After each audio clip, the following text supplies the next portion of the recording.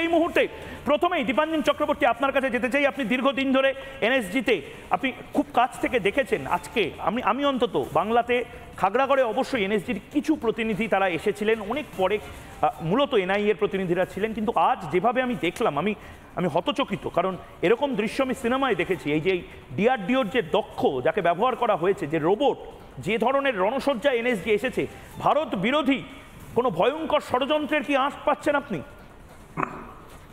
দেখো ময়ূক, আমি গত 2-3 বছর ধরে বারবার বলে গেছি, তোমাদের চ্যানেলে গত 4-6 মাস ধরে তো লাগাতার বলে গেছি, যখন এই সন্দেশখালীর ঘটনা ঘটেছে বা এই দুর্বৃত্তায়নের ব্যাপারগুলো এক্সপোজ হয়েছে, এগুলোকে সন্দেশখালীকে একটা আলাদা করে দেখলে চলবে না। যে একটা শেখ শাহজাহান জমি মাফিয়া, ওখানে ও চিংড়ি মাছ করছে চাষ, এবং অতি উচ্চ প্রভাবশালী ওই ফচকে ছোড়ার কালো টাকাকে সাদা করছে বা পিঠে পুলি, শুধু ওইরকম ভাবে দেখলে চলবে না। এটা আমি বারবার বলেছি, এগুলো সব সম্পৃক্ত হয়ে গেছে। এই সরকারের আমলে দেশ বিরোধিতা এবং সমাজ বিরোধিতা, দুর্বৃত্তায়ন সব মিলেমিশে একাকার হয়ে গেছে। আমি বারবার বলেছিলাম যে এই হাজার হাজার কোটি টাকা ভারত থেকে যখন বাইরে যাওয়ার যে সিন্ডিকেট, তাতে ড্রাগ সিন্ডিকেট, তারা এই স্পেসিফিক বলেছিলাম অস্ত্র চোরাচালানকারী সিন্ডিকেট, মানব পাচারকারী সিন্ডিকেট এবং টেরোরিস্ট অর্গানাইজেশন, এছাড়াই হাজার হাজার কোটি টাকা ভারতবর্ষের বাইরে যেতে পারে না। এবং সেখানে আমি বারবার বলেছিলাম যে এই সংগঠনগুলো কিন্তু ফ্রি লাঞ্চের কোনো জায়গা নেই। ওরা আজকে যে সাপোর্ট করছে, কালকে ওদের তোমাকে সাপোর্ট করতে হবে, তার বদলে আবার তোমরা সাপোর্ট পাবে। এটা একটা চলে প্রক্রিয়া। না, এই প্রক্রিয়াতে শেখ শাহজাহান যখন অ্যারেস্ট হলো, তুমি দেখো ইডির উপর হামলাটা কেন হলো। কারণ এদের একটা ভয় ছিল যে সরাসরি রাজ্য প্রশাসনের মদতে, শাসক দলের ছত্রছায়ায় অতি উচ্চ প্রভাবশালী সংবিধানের শপথ নেওয়া রাজ্যের প্রধানের সরাসরি প্রত্যক্ষ মদতে এটা একটা কভার্ড অপারেশন চলবে। এই যে শুধু সন্দেশখালী নয়, আমি এটা আগেও বলেছি যে এটা কিন্তু একটা নতুন প্রকল্প চলছে, যে দুয়ারে সন্ত্রাসবাদী, দুয়ারে রেশনের মতো, যে সন্ত্রাসবাদী দেখতে ইরাক আফগানিস্তান যেতে হবে না, সন্ত্রাসবাদ আপনার দরজায় করা নাড়ছে, নাড়বে নয় নাড়ছে। আইসিস এবং আল কায়দা ইন্ডিয়ান সাবকন্টিনেন্ট, ওরা বহুদিন ধরে চেষ্টা করছে এবং এটা বহুবার আমি বলেছি, ওরা অফিসিয়াল ডিক্লেয়ার করেছে পশ্চিমবঙ্গের 7টা সীমান্তবর্তী জেলা, দক্ষিণ 24 পরগনা, উত্তর 24 পরগনা, নদিয়া, মালদা, মুর্শিদাবাদ, দিনাজপুর, এইগুলোতে যে জনবিন্যাস বদলিয়ে দেওয়া হয়েছে এবং যেভাবে তীব্র বিরোধিতা করা হয়েছে বিএসএফ এর 15 থেকে 50 কিলোমিটার বাড়ানোর জন্য এরিয়া অফ জুরিসডিকশন, তো পরিষ্কার যে এই 50 কিলোমিটার ধরে একটা পাক অকুপাইড কাশ্মীরের মতো একটা মুক্তাঞ্চল তৈরি হবে সন্ত্রাসবাদী, এবং সেটা দেখা যাচ্ছে। এবং তার জন্য দেখেছো যে অভিষেক বন্দ্যোপাধ্যায় যখন শেখ শাহজাহান অ্যারেস্ট মানে কথাটা উঠলো ইডির, তখন কি হলো, কি করেছে শেখ শাহজাহান, কি করেছে শেখ শাহজাহান, কি করেছে শেখ শাহজাহান। এবার ওনাকে কি কাস্টাডি দিনে জিজ্ঞাসাবাদ করা হবে কি করেছে শেখ শাহজাহান, এখন আপনি জবাব দিন। মুখ্যমন্ত্রী বিধানসভায় দাঁড়িয়ে বলেছেন শেখ শাহজাহানকে হ্যারাস করা হচ্ছে, সমাজ বিরোধ, সমাজবাদী, সমাজ সেবক। জবাব দেবেন এখন উনি, স্বরাষ্ট্রমন্ত্রী পদত্যাগ করবেন। কোথায় গেল আজকে সেই অ্যাডিশনাল ডিজি সুপ্রতিম সরকার আর সেই ex director general Rajiv Kumar? শুধু সন্তু পানকে অ্যারেস্ট করেই ওদের বীরত্ব শেষ? ওরা জানতে পারেনি যে সন্দেশখালীর মাটিতে একটা বিস্ফোরকের একটা আড্ডা তৈরি হয়েছে? এবার সব জানতো। ব্যাপারটা হলো এখানে পুলিশ যে তারা দক্ষ নয় তা নয়, তাদের ডিফাঙ্ক করে রাখা হয়েছে, ডিঅ্যাক্টিভেট করে রাখা হয়েছে, এবং মাথার উপর টপমোস্ট যারা বসরা বসে আছে তারা কিছুতেই নিচের তলা যে দক্ষ অফিসার, সৎ অফিসার, তাদের কাজ করতে দেবে না।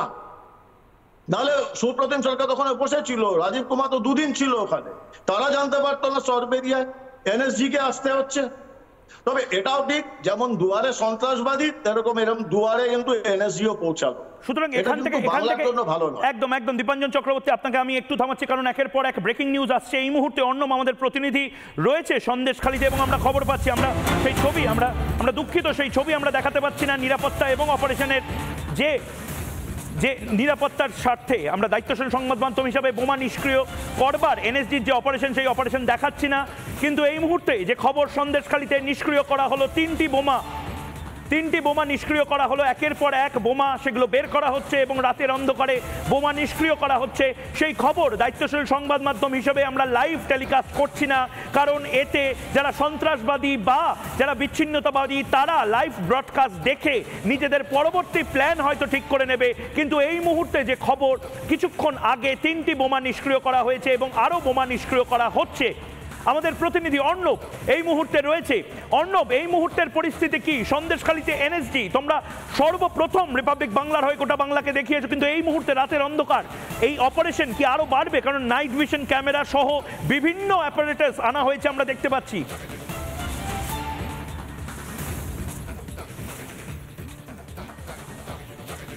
একবার দেখো ময়ূক, এনএসজির যে নিজস্ব সমস্ত ইকুইপমেন্ট সেগুলোকে কিন্তু কাজে লাগানো হয়েছে, এমনকি তারা জেনারেটর সেট পর্যন্ত এনেছেন যে যদি সারা রাত্রির এখানে সার্চ অপারেশন চালাতে হয় তাহলে সেক্ষেত্রে যেন সেটা অপারেশনটা চালানো যায়।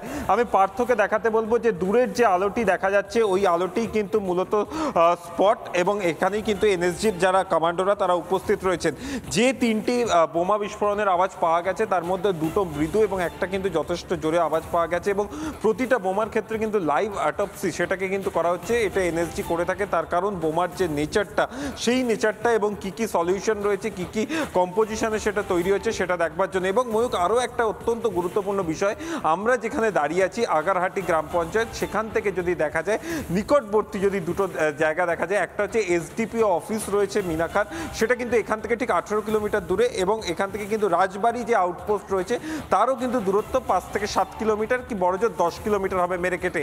তো সেই জায়গা থেকেই প্রশ্ন আসছে, যেখানে একটা পুলিশের রিভলভার উদ্ধার হয়, যেখানে এতগুলো বিদেশি রিভলভার, এত পরিমাণে লাইভ কার্টেজ এবং এক্সপ্লোসিভ উদ্ধার হয়, সেই খবর পুলিশের কাছে ছিল না, নাকি থাকার পরেও তারা সেটাকে কার্যত টেবিলের ফাইল চাপা দিয়ে রেখেছিলেন, সেটাই কিন্তু প্রশ্ন উঠছে। তার কারণ যে পরিমাণ অস্ত্র এখানে উদ্ধার হয়েছে, এইটা কিন্তু যে কোনো জঙ্গিদেরকে যখন ধরা হয় বা তাদের যখন রিটালিয়েশন হয় সেই সময় কিন্তু আমরা দেখে থাকি এই ধরনের এত কোয়ান্টিটির যে অস্ত্র সেটা কিন্তু উদ্ধার হয়। এনএসজির যারা আধিকারিকরা তারা কিন্তু এখনো ভিতরে রয়েছেন। সামনেই যে গাড়িটি দেখতে পাচ্ছ এর মধ্যে করে বিভিন্ন রকমের ইকুইপমেন্ট নিয়ে আসা হয়েছে, আগে আরও 3টে গাড়ি রয়েছে। আমরা যেখানে দাঁড়িয়ে রয়েছি এই রাস্তাটিকে পুরোপুরি কাট অফ করে দেওয়া হয়েছে। এই রাস্তাটা কিন্তু উত্তর 24 পরগনা থেকে, ভৌগোলিক দিক থেকে অত্যন্ত গুরুত্বপূর্ণ, উত্তর 24 পরগনা থেকে কিন্তু এই রাস্তা দিয়ে সোজাসুজি ক্যানিংয়ের জীবনতলার দিকে কিন্তু চলে যাওয়া যায়, অর্থাৎ দক্ষিণ 24 পরগনা চলে যাওয়া যায়। অর্থাৎ অত্যন্ত সুন্দর করিডোর, গ্রামের ভিতর দিয়ে রাস্তাটা যাচ্ছে, কার্যত সেইভাবে নজরদারিও নেই, তাই সেই জায়গাটাকে কি বেছে নেওয়া হয়েছিল। এবং সেখানে আরও একটা প্রশ্ন উঠছে যে পুলিশের ইন্টেলিজেন্স তাহলে কি করছিল, যে এখানে এত হিউজ কোয়ান্টিটির যে এক্সপ্লোসিভ, এত হিউজ কোয়ান্টিটির বিদেশি অস্ত্র শস্ত্র অ্যামিউনিশন যে স্টোর করে রাখা হচ্ছিল, তাহলে পুলিশের মানে এটা গুরুত্বপূর্ণ। অর্ণব, তুমি এতদিন ধরে সাংবাদিকতা করছো বাংলাতে,